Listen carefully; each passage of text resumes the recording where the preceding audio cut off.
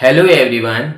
UP TET exam में हम लोग पेपर फर्स्ट में गणित देख रहे थे। गणित के काफ़ी सारे क्वेश्चन हमने करा दिए हैं।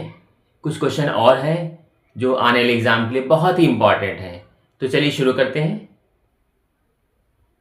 पहला प्रश्न में लिखा हुआ है, दिए आंकड़ों का माध्य यदि 4.5 है तो उसका माध्य क्या होगा।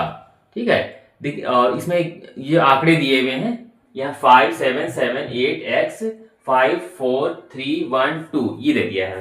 पहले तो क्वेश्चन को समझेंगे क्या कहा गया है।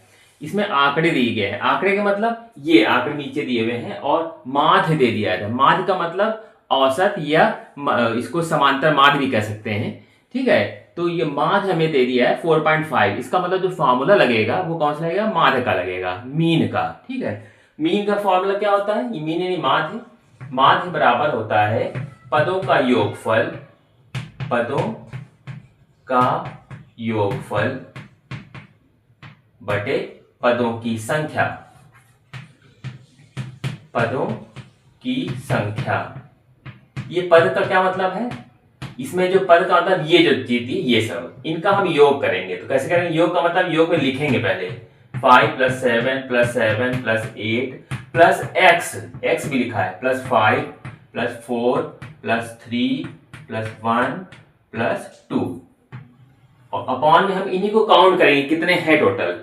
तो 1 2 3 4 5 6 7 8 9 10 10 है, हमने 10 यहाँ लिख दिया। और ये माध्य लिखा है तो माध्य का मान दे दिया है 4.5 यहाँ लिख दिया। ये ध्यान रखना है आपको कि यहाँ बीच में x है, x को हम अलग से जोड़ेंगे, प्लस करके लिखेंगे खाली।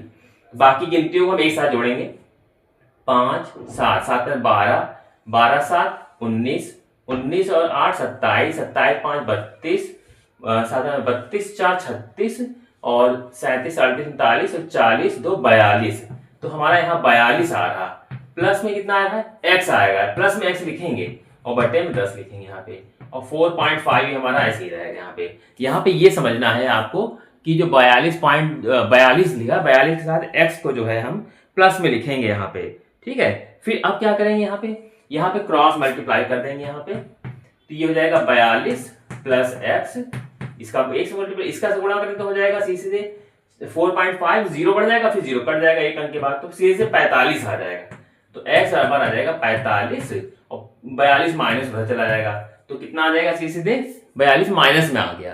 तो अब हम इसको घटा लेंगे यहाँ पे, तो हमारा जो x का मान आ जाएगा वो हो जाएगा यहाँ पे 3 आ गया सीधे। ठीक है, इसका मतलब ये जो मान आया है यहाँ पे ये 3 आ गया है। हम इसके आगे अब देखते हैं। क्वेश्चन में कहा है उसका माध्य क्या होगा। माध्य का मतलब यहाँ पे माध्यिका की बात कही जा रही, मीडियन निकालने के लिए बोला जा रहा है। तो चलिए आगे देखते हैं क्या करना है। यहाँ पे देखिए हमने x का मान 3 निकाला और ये हमारी वैल्यू पहले दी थी, इसका मतलब यहाँ 3 रख सकते हैं। 5 7 7 8 3 अभी भी आया, x की जगह दिया 5 फिर 4 फिर 3 फिर 1 फिर 2। अब हमको क्या निकालना है, गिन लेते पहले 2 2 4 2 6 2 8 2 10 है। तो अब हमको यहाँ पे एक चीज ये ध्यान रखना है, क्योंकि हमको मीडियन निकालना है यानी कि माध्यिका निकालना है। तो माध्यिका के हिसाब से जो फॉर्मूला होता है उसमें n की जरूरत पड़ती है। तो n पहले क्या है, पहले ये देखेंगे, पहले तो इसको हम आरोही में करेंगे। आरोही या अवरोही कोई क्रम लगाना पड़ेगा।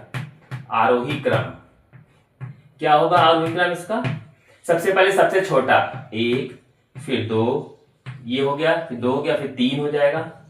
3 देखिए ये हो गया, ये भी एक और बार 3 है यहाँ पे।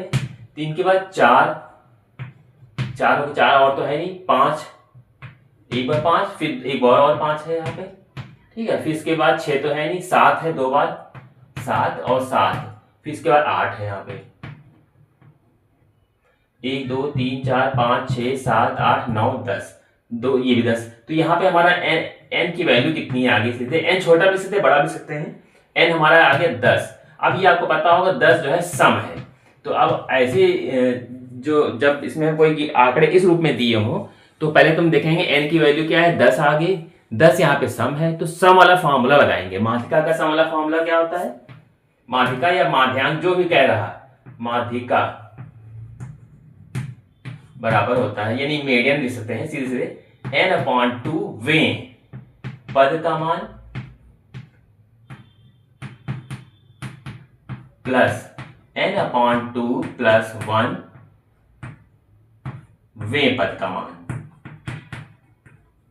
मान आगे लिख देंगे, ठीक है, अपॉन में 2 लिख देंगे। अब देखेंगे यहाँ पे क्या करेंगे, यहाँ पर सीधे सीधे n की वैल्यू कितनी है, 10 है, तो 10/2 वें पद का मान प्लस 10/2 यहां पे भी लिखेंगे, 10/2 प्लस 1 वें पद का मान अपॉन, वें का मतलब क्या ये बताते हैं आपको उसमें। अब यहाँ पे क्या करेंगे, 10/2 आ गया यहाँ पे, तो हम क्या करें, इसको भाग करेंगे, तो 5 वें पद का मान प्लस 2 को भाग करेंगे 5 आएगा, 5 + 1 6वें पद का मान और अपॉन में 2 लिख देंगे यहाँ पे।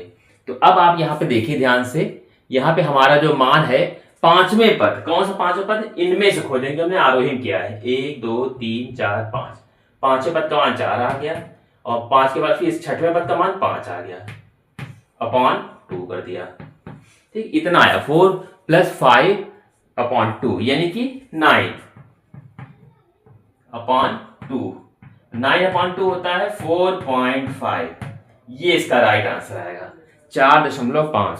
तो हमारा जो माध्यिका जो आना था वो क्या आ गया हमारा 4.5, यही इसका राइट आंसर होगा। बहुत ही इंपॉर्टेंट क्वेश्चन है, अक्सर क्वेश्चन ये इस टाइप के आ जाते हैं एग्जाम में।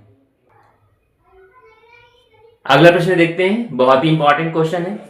यदि किसी घन का विकर्ण 8√3 सेंटीमीटर है, उसका पृष्ठीय क्षेत्रफल ज्ञात करें। बहुत ही इंपॉर्टेंट क्वेश्चन है। देखिए साफ साफ जो चीज दी गई है, घन का विकर्ण यानी कि जो क्यूब है उसका आपको विकर्ण पता है, तो घन के विकर्ण का ही सूत्र लगाएंगे। घन का विकर्ण क्या होता है, ये होता है a√3 होता है, और यहां पे विकर्ण दे दिया 8√3, विकर्ण के नीचे विकर्ण का मान दिया a√3 ऐसे रहेगा। अब आपको पता होगा ये दोनों इक्वल अगर है तो सेम डिजिट ये गिनती दिखाई दे √3, तो हमारा a बराबर 8 हो जाएगा, 8 सेंटीमीटर। a का मतलब भुजा, घन की भुजा आ गई है। फिर उसका पृष्ठीय क्षेत्रफल, तो घन का पृष्ठीय क्षेत्रफल क्या होगा, इसका भी एक फॉर्मूला होता है 6a² होता है। ये फॉर्मूला आपको याद करना पड़ेगा। 6 ऐसे नहीं देगा, a² लिखा है यानी कि 8 का स्क्वायर, तो 6 × 8 × 8, ठीक है। तो 6 × 48, 48 को 8 से और गुणा कर देंगे, तो 8 × 8 = 64, 8 × 48 49 50 51 52 ऐसे, ठीक है। या तो ऐसे कर लीजिए 8 8 का गुणा 8 × 8 = 64 पहले कर लीजिए, फिर 6 से कर लिए, तो 6 × 4 = 24, 6 × 36 37 38, ये शायद मल्टीप्लाई में आप देख लीजिएगा, मल्टीप्लाई में कुछ गड़बड़ी ना हो, मल्टीप्लाई में कुछ गड़बड़ है मुझे लगता है, क्योंकि इसको ऐसे करके देख लेते हैं। 8 × 8 = 64, ये हो गया, 6 करेंगे, 6 × 4 = 24, 6 × 36 37 38, ये होगा 384, और ये आंसर आ जाएगा हमारा, क्या आ जाएगा, क्योंकि हमारा पृष्ठीय क्षेत्रफल है इसलिए वर्ग सेंटीमीटर। कभी कभी ऑप्शन में जो है वर्ग सेंटीमीटर ना दे करके घन सेंटीमीटर दे देगा या खाली सेंटीमीटर दे देगा 384 ही, तो ये आपको घबराने या परेशान होने की जरूरत नहीं है उसमें। आप इसकी वैल्यू को ध्यान दीजिए कि पृष्ठीय क्षेत्रफल कह रहा है, क्षेत्रफल हमेशा स्क्वायर में ही होता है, तो इसका राइट आंसर क्या आ जाएगा 384 वर्ग सेंटीमीटर।